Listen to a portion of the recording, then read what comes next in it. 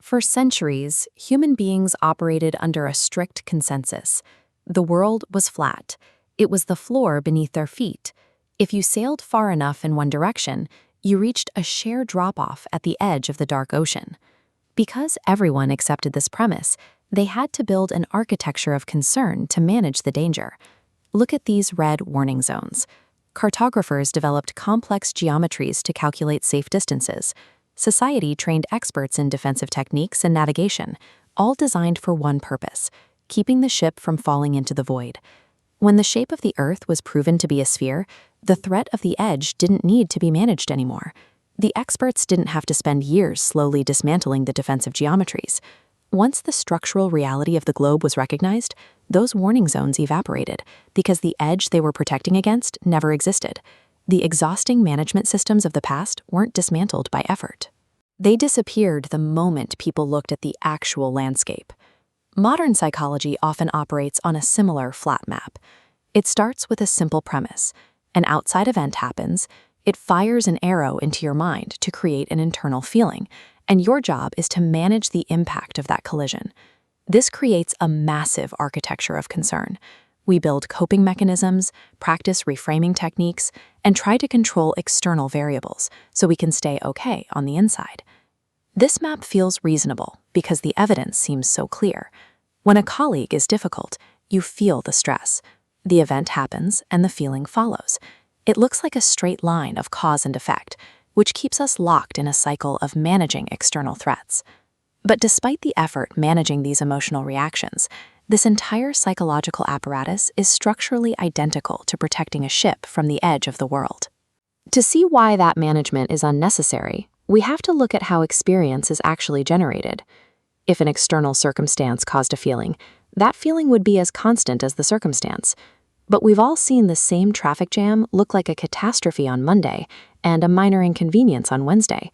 The world stayed the same, only our thinking moved. This reveals the structural reality. Experience is generated from the inside out. This diagram isolates the projection of that car.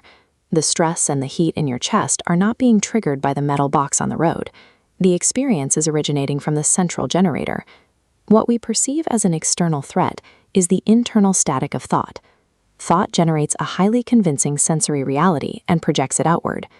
We are living in the feeling of our thinking, not the feeling of our circumstances. This inside-out generation is a mechanical function of how the human mind works. It isn't a strategy to adopt or a form of positive thinking. It is a description of the system in motion. Recognizing the true generator shifts our focus from the world to the mind. We move from being victims of our environment to observers of our own mental weather. At first, this might sound like another psychological framework, one more technique to master or a new map to follow. But consider the relationship between ink and paper.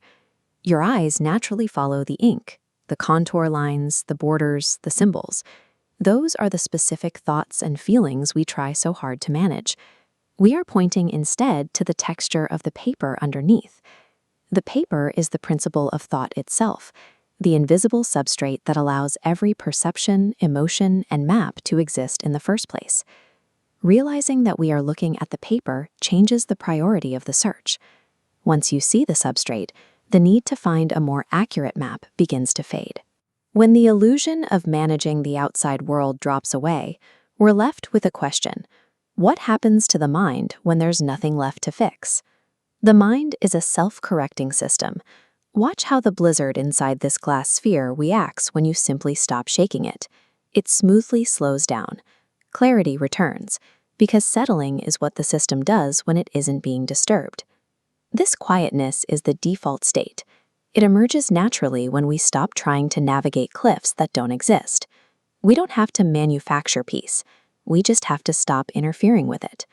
There is a simple sense of being awake to your own life, recognizing that your well-being was always located within the generator, not the projection. The map is not the territory, and the territory has been here the whole time.